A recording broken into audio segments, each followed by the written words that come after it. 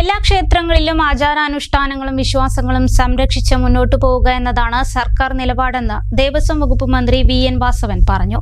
അങ്ങാടിപ്പുറം തിരുമാധാംകുന്ന് ക്ഷേത്രത്തിൽ പുതുതായി നിർമ്മിച്ച ശ്രീശൈലം അന്നദാന മണ്ഡപത്തിന്റെയും ഓഡിറ്റോറിയത്തിന്റെയും ഉദ്ഘാടനം നിർവഹിച്ച് സംസാരിക്കുകയായിരുന്നു മന്ത്രി. ക്ഷേത്രങ്ങളുടെ വരുമാനം സർക്കാർ ഖജനാവിലേക്ക് എത്തുന്നുവെന്ന പ്രചാരണം വാസ്തവ വിരുദ്ധമാണെന്നും മന്ത്രി വി.എൻ. വാസവൻ പറഞ്ഞു. ക്ഷേത്രങ്ങളിലെ ആചാര അനുഷ്ഠാനങ്ങളെ സംരക്ഷിച്ച് ഭക്തജനങ്ങളുടെ താൽപ്പര്യവും മുൻനിർത്തിയാണ് വികസന പ്രവർത്തനങ്ങൾ നടപ്പാക്കുന്നതെന്നും വിശ്വാസങ്ങൾ സംരക്ഷിച്ചുകൊണ്ട് മുന്നോട്ടു പോവുക എന്നത് സർക്കാർ നിലപാടാണെന്നും മന്ത്രി വി.എൻ. വാസവൻ പറഞ്ഞു. ക്ഷേത്രങ്ങളിലെ ആചാര അനുഷ്ഠാനങ്ങൾക്ക് കാർമ്മികത്വം വഹിക്കുക എന്നത് തന്ത്രിയുടെ അവകാശമാണ്. താന്ത്രിക വിധികളെയും ആചാരാനുഷ്ഠാനങ്ങളെയും സർക്കാർ ചോദ്യം ചെയ്യാറില്ലെന്നും മന്ത്രി വി.എൻ. വാസവൻ പറഞ്ഞു. ഇതിനുള്ളിൽ പുതിയ നിർമ്മാണ പ്രവർത്തനം നടത്തുന്നു, അല്ലെങ്കിൽ ശ്രീകോവിൽ എന്തെങ്കിലും മാറ്റം വരുത്തണം, ഇത്തരം ഏതെങ്കിലും പ്രശ്നങ്ങൾ വന്നാൽ ആ കാര്യത്തിൽ തന്ത്രികളുമായിട്ടാണ് ആദ്യം ആലോചിക്കുക. അവരുടെ തന്ത്രവിധി പ്രകാരം ഈ കർമ്മം ചെയ്യാൻ ഈ ക്ഷേത്രത്തിന് അനുവാദം അവരിൽ നിന്നാണ് ആദ്യം ഉണ്ടാവുക. അത് അവരുടെ അവകാശമാണ്. അതിനെ ചോദ്യം ചെയ്യാറില്ല സർക്കാർ, അതിനെ ചോദ്യം ചെയ്യാനുള്ള ദേവസ്വം ബോർഡ്.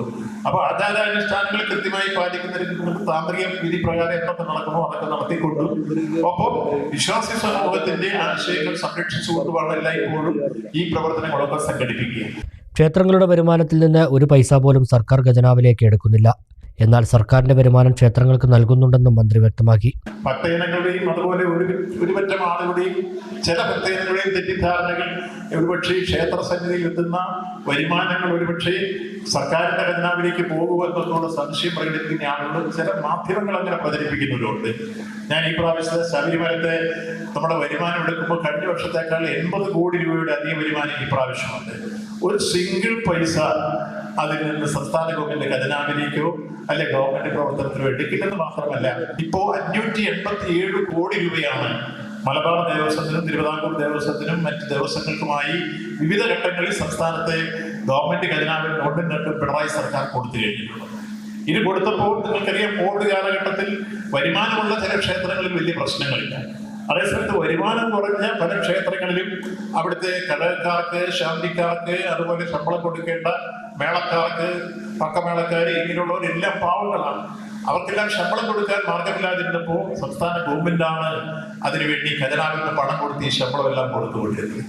അപ്പോൾ യഥാർത്ഥത്തിൽ ക്ഷേത്രങ്ങളുടെ വരുമാനം ഗവൺമെന്റ് എടുക്കലല്ല, മറിച്ച് ഗവൺമെന്റിന്റെ കൊടുക്കുന്ന വരുമാനത്തിൽ നിന്നും ക്ഷേത്രങ്ങൾ കൊടുക്കലാണ് ഗവൺമെന്റ് ചെയ്തുകൊണ്ടിരിക്കുന്നത്.